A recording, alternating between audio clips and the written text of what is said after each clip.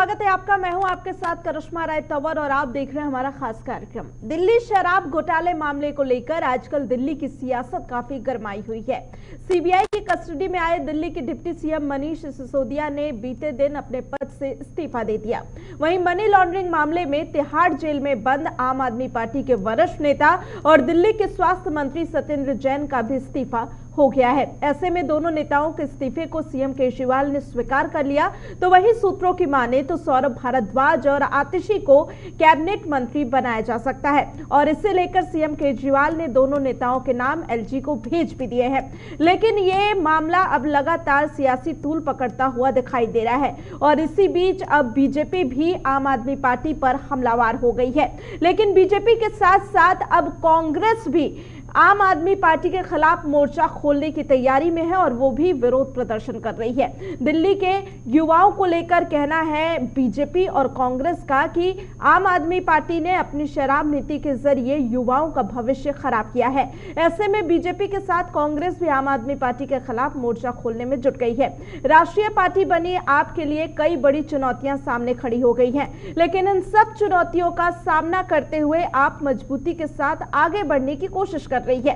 ऐसे में शुरुआत सबसे पहले इस बड़ी अपडेट के साथ करेंगे। बड़ी अपडेट आपको बता दें कि फुल एक्शन मोड में केजरीवाल सरकार दिखाई दे रही है और बड़ी चुनौतियों का सामना करने में दिल्ली की सरकार जुटी हुई है। किसी भी चुनौती से पीछे हटने को आम आदमी पार्टी तैयार नहीं है और बजट और आगे की रणनीति बनाने में आम आदमी पार्टी जुट गई है। तो आपको बता दें कि केजरीवाल सरकार की ओर से इससे लेकर एक मास्टर प्लान भी बनाया गया है।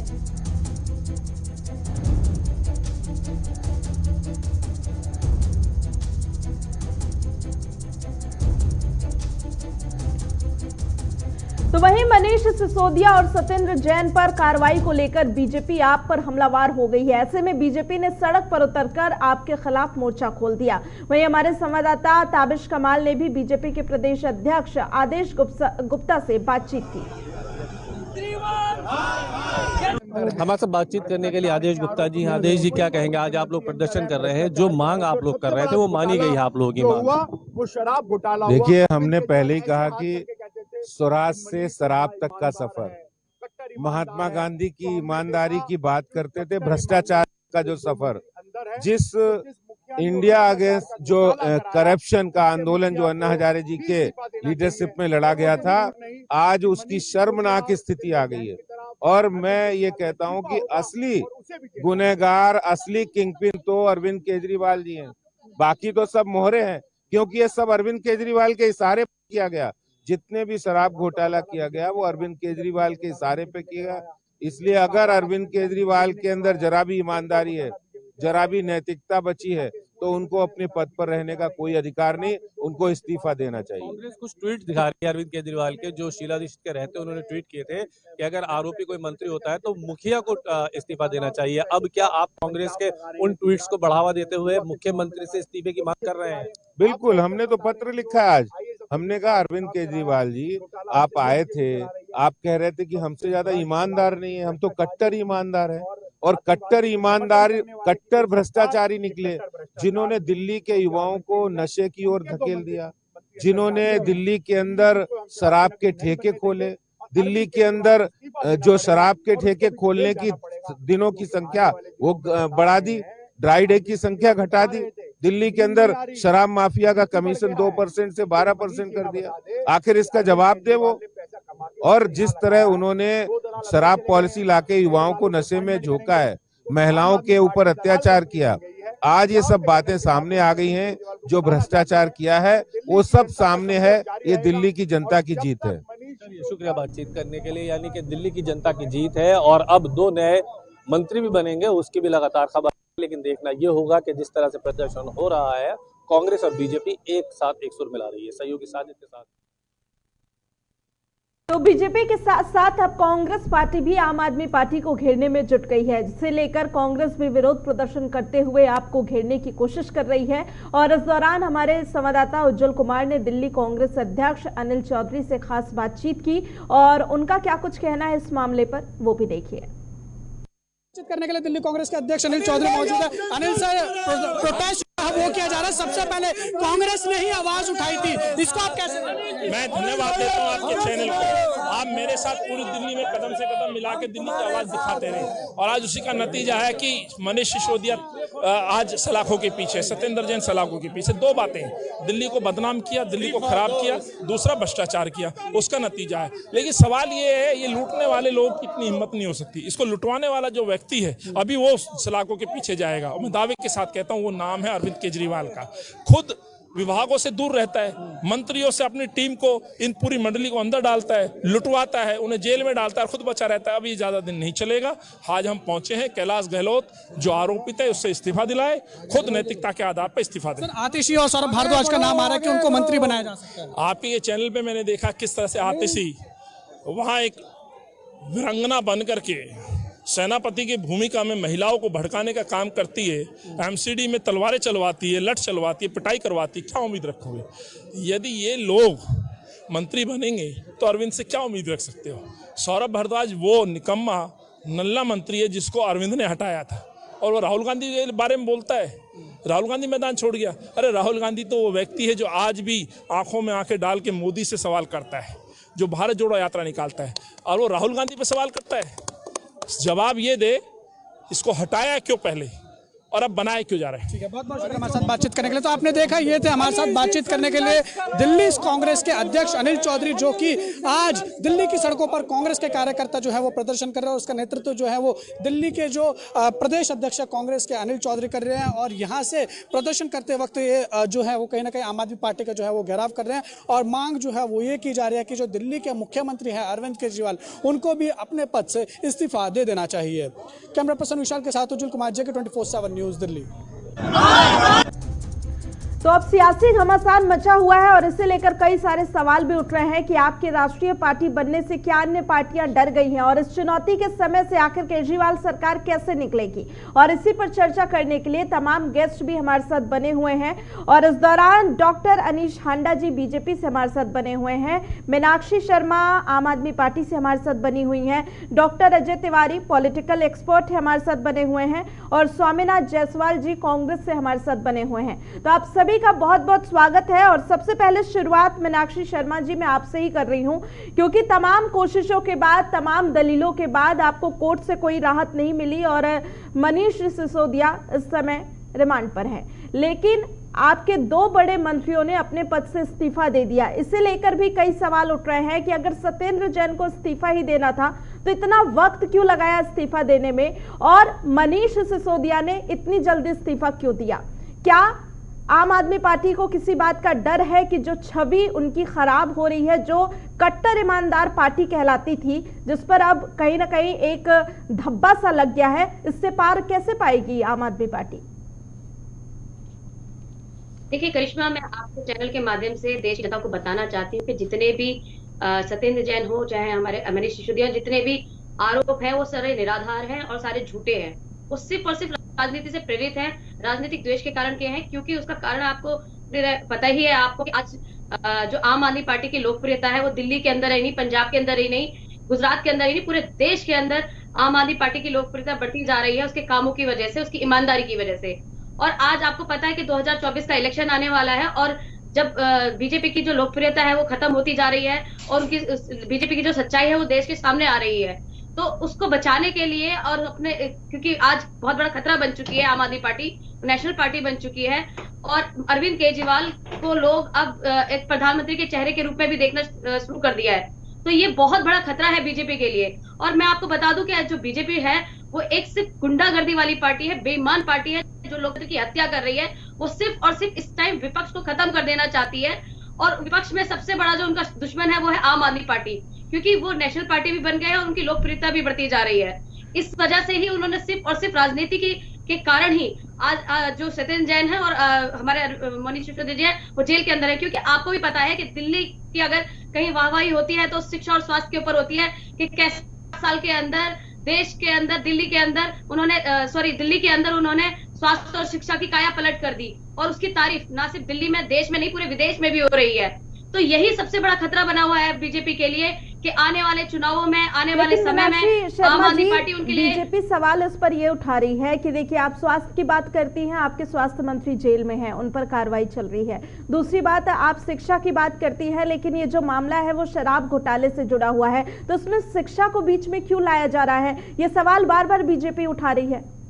बिल्कुल बीच में लाने की वजह है करिश्मा जी, क्योंकि जो वाहवाही हो रही है वो तो शिक्षा और स्वास्थ्य की वजह से ही हो रही है ना, कि किस तरीके से इतने सालों से इतनी सरकारें आई, स्वास्थ्य और शिक्षा पे काम नहीं हुआ। आप देखिए, जो सरकारी स्कूल थे वो इतने गंदे थे, आप टॉयलेट में जा नहीं सकते थे, बदबू आती थी, जो बच्चियां हैं वो टॉयलेट जा नहीं सकती, सारे में जाले लगे रहते थे, जो इमारतें थी सारी टूटी फूटी थी, टीचर्स टाइम पे पढ़ाने नहीं आते थे और बिल्कुल ही बदहाल हालत में थे सरकारी स्कूल। आज सरकारी स्कूलों की जो व्यवस्था वो इतनी अच्छी हो गई है कि लोग प्राइवेट स्कूलों से निकालकर अपने बच्चों को सरकारी स्कूलों में डालना चाहते हैं, और कहीं ना कहीं सरकारी जो प्राइवेट स्कूल है उनको कहीं घाटा हो रहा है। वो सारे प्राइवेट स्कूल कहीं ना कहीं नेताओं के हैं, तो इनको कहीं ना कहीं तो मिर्चें लगेंगी ना उससे।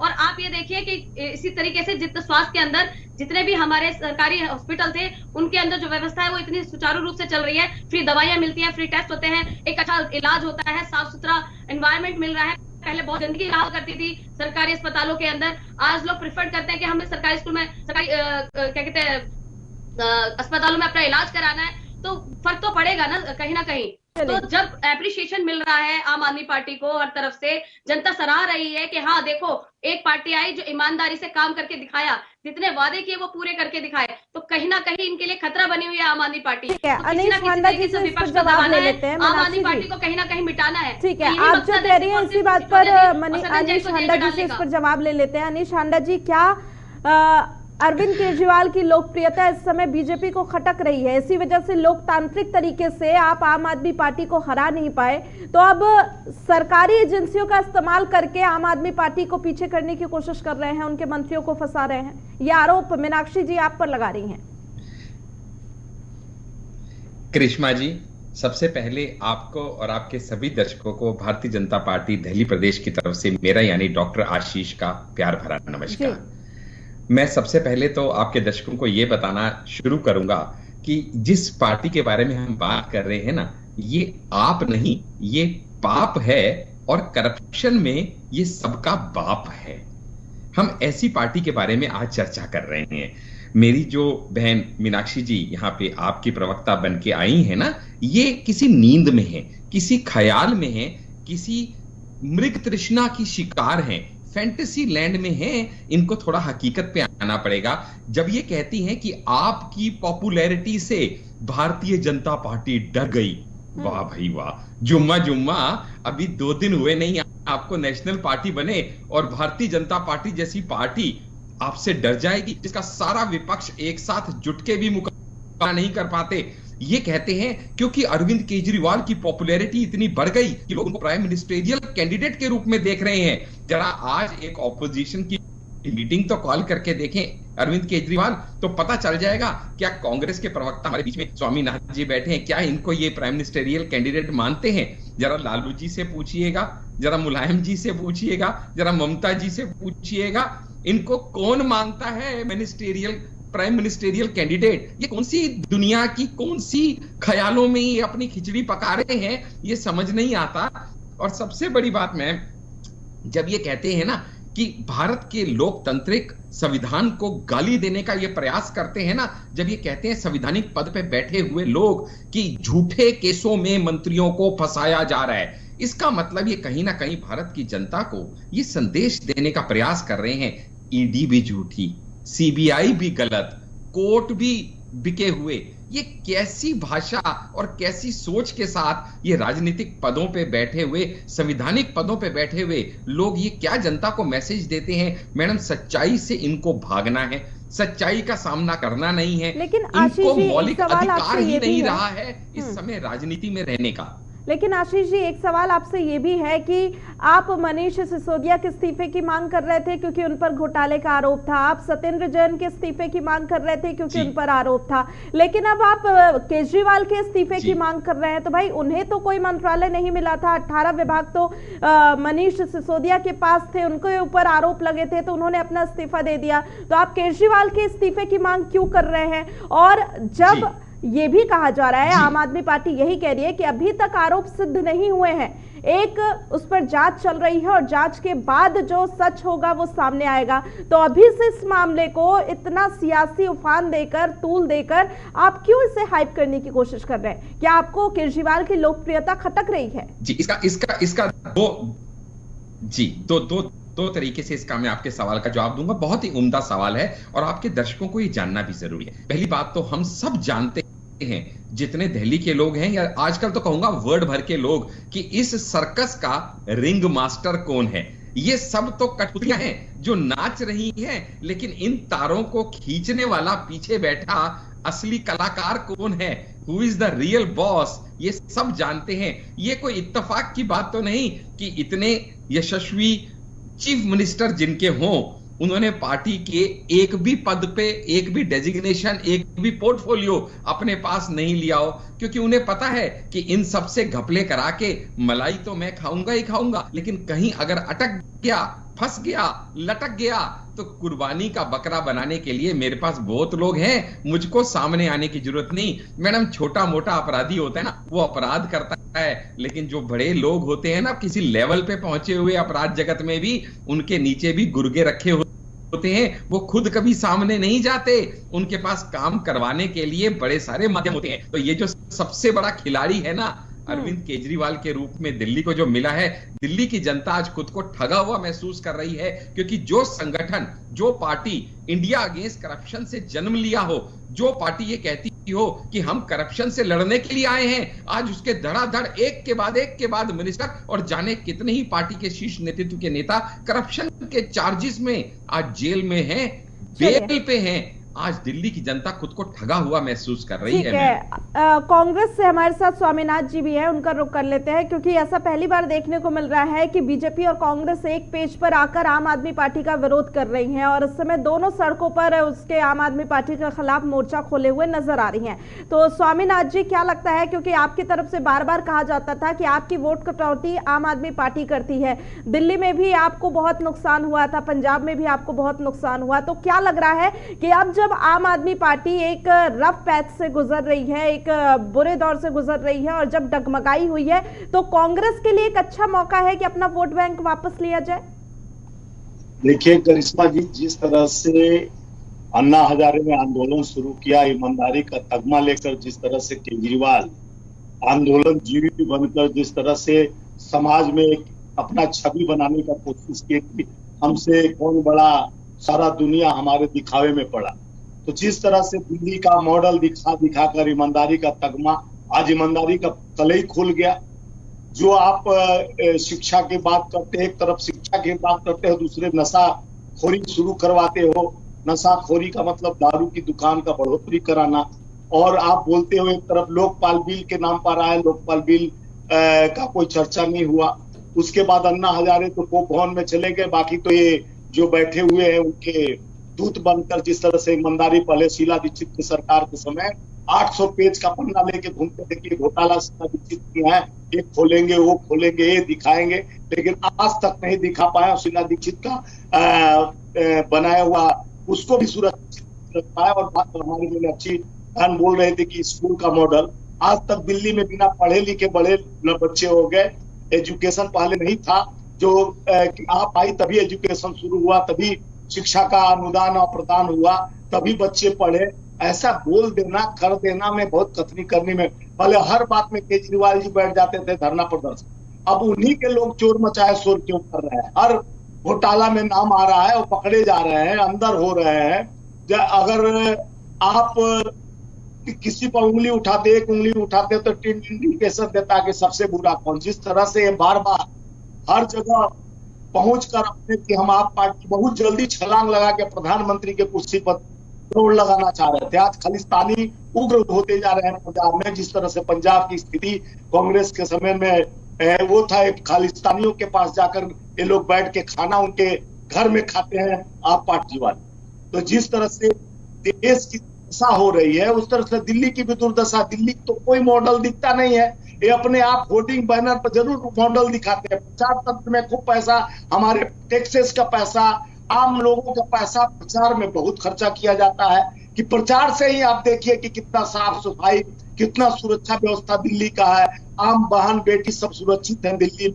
लेकिन ये आपको लगता है कि कांग्रेस के पास जो कहीं ना कहीं मुद्दे खत्म होते हुए दिखाई दे रहे थे, चाहे दिल्ली में हो पंजाब में हो, आपके इतने मुद्दे नजर नहीं आ रहे थे और कहीं ना कहीं कांग्रेस का ऐसा लग रहा था कि जो जमीनी विस्तार था दिल्ली में पंजाब में वो खत्म सा हो गया था, तो आपके लिए एक गोल्डन मौका है। देखिए करिश्मा जी, गोल्डन ने कांग्रेस तो हमेशा 137 साल पुरानी पार्टी है, संघर्ष से ही हमारा पार्टी बना था, जो देश के आजादी में 200 साल तक अंग्रेजों के साथ लड़ा और शहादत की पार्टी है, लोगों के विश्वास की पार्टी है, लोकतंत्र का मजबूत हथियार कांग्रेस है, संविधान को मानने वाली पार्टी है।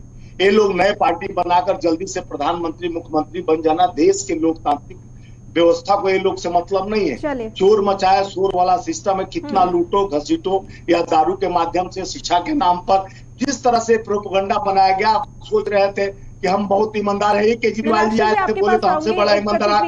करिश्मा जी एक सेकंड लेट मी फिनिश। पहले बोलते थे केजरीवाल जी मैं सुविधा नहीं लूंगा, गाड़ी नहीं लूंगा, मैं बंगला नहीं, हम तो दिल्ली का बेटा है जी, हमको सुविधा नहीं चाहिए, गाड़ी नहीं चाहिए, बंगला नहीं चाहिए। फिर तो ये विमान से उड़ उड़ गुजरात में पड़ता है। कहां से पैसा आ रहा है? अगर घोटाला नहीं आ रहा है, पूरे देश में इतने कम दिन में पार्टी बनाई गई और पूरे देश में चुनाव लड़ रहे हैं, करोड़ों करोड़ों खर्चा कर रहे हैं, तो कहीं ना कहीं घोटाला से इनका संबंध नहीं है, तो पैसा कहां से आ रहा है? चलिए अच्छी बात है, क्योंकि स्वामीनाथ जी आप वही है, जब आपकी पार्टी पर कोई छानबीन होती है तो आप कहते हैं कि सरकारी एजेंसियों का इस्तेमाल होता है और गलत तरीके से जांच कराई जाती है। आज आम आदमी पार्टी पर हो रही है, तो आपने ये तो माना कि सरकारी एजेंसियां सही काम कर रही हैं और किसी ने घोटाला किया है तभी जांच कर रही हैं। चलिए अजय तिवारी जी मैं आपके पास आऊंगी, क्योंकि देखिए जो ये पूरा मामला है इसे 2024 के चुनाव, 2025 में दिल्ली में विधानसभा चुनाव भी है, उन सब से जोड़कर देखा जा रहा है। तो जरा इसका विश्लेषण कीजिए कि आप इस मामले को कैसे देखते हैं, क्या लगता है कि इसका सियासत पर किस तरीके से असर पड़ेगा और इसका किसे फायदा और किसे नुकसान हो रहा है? करिश्मा जी 2024 के चुनाव में किसी भी भारतीय जनता पार्टी या किसी कांग्रेस पार्टी या किसी को कोई बहुत फर्क पड़ने वाला नहीं है, क्योंकि अरविंद केजरीवाल जी का जो विस्तार है वो पंजाब और दिल्ली में है, इसलिए कोई बहुत अच्छा इस पर बहुत अच्छा एक असर पड़ जाए और उससे पार्टी का विस्तार हो जाए, ऐसा कुछ होने वाला नहीं है। हाँ, लेकिन ये दुर्भाग्यपूर्ण है, किसी भी व्यक्ति के खिलाफ कोई भी आरोप तय कर देना यह आरोप नहीं होता है। किसी भी व्यक्ति के खिलाफ आरोप का सीधे निष्कारण निकालने का, हाँ ये आरोपी है, जब जज द्वारा, सुप्रीम कोर्ट द्वारा, हाई कोर्ट द्वारा जब फैसला आ जाएगा तब उसे मुलजिम माना जाता है, इससे पहले उसे मुलजिम नहीं माना जाता। लेकिन दुर्भाग्यपूर्ण है कि एक शराब के घोटाले का नाम पर अगर मनीष सिसोदिया जैसे व्यक्ति को अंदर जाना पड़े, एक घोटाले के नाम पर सत्येंद्र जैन जैसे व्यक्ति को अंदर जाना पड़े, बिहार में शराब के बंदी के बावजूद भी कुछ काफी लोग मर जाएं, गुजरात में शराब के बंदी होने पर भी काफी लोग मर जाएं, कलकत्ता में एक मंत्री के घर से 15-15 करोड़ 100 करोड़ रुपए पकड़े जाएं, तो ये देश की जनता के पैसे का खिलवाड़ है। हर पार्टी, चाहे वो कोई भी पार्टी हो, यह निश्चित करे कि जब भी वो टिकट देती है किसी माफिया को ना दे, किसी गंदे व्यक्ति को ना दे। और दूसरा, हर आदमी एक सोच का नहीं होता है। हो सकता है कुछ पार्टी में कुछ लोग होते हैं जो बहुत जल्दी धन कमाना चाहते हैं, बहुत जल्दी लूटना चाहते हैं, और उस लूट की वजह से वह धाराशायी हो जाते हैं। और अब तो पारदर्शिता इतनी बढ़ गई है, ऑनलाइन का सिस्टम आ गया है, समाज जाग चुका है, जागरूक समाज में अब घोटाला होना तो निश्चित तौर से पकड़ा जाना है। लेकिन फैसले से पहले किसी को आरोपी कहना यह उचित नहीं। और दूसरी चीज, अरविंद केजरीवाल हो या कोई भी राजनीतिक पार्टी हो, विपक्ष का काम है अपनी आवाज को उठाना। ठीक है, आज भारतीय जनता पार्टी और कांग्रेस